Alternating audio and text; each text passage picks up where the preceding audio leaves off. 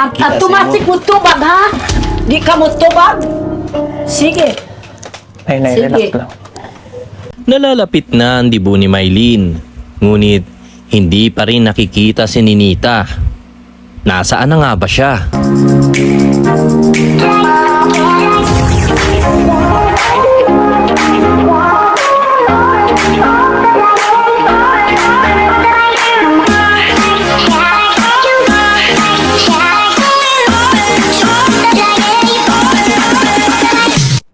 Marami ang nagsasabi na prank lamang daw ang ginagawang pag-upload ni Sir Paul sa nawawalang si Ninita. Dahil marami nga daw itong mga episode. Kaya nasabi ng mga viewers at ilang mga subscribers na prank lamang ito. May iba din namang naniniwala na totoo kaya na nawawala si Ninita dahil halos may stress na din si Nanay Lorna kakahanap sa kanya. Maging gano'n na din ang PB team kasama si Sir Paul.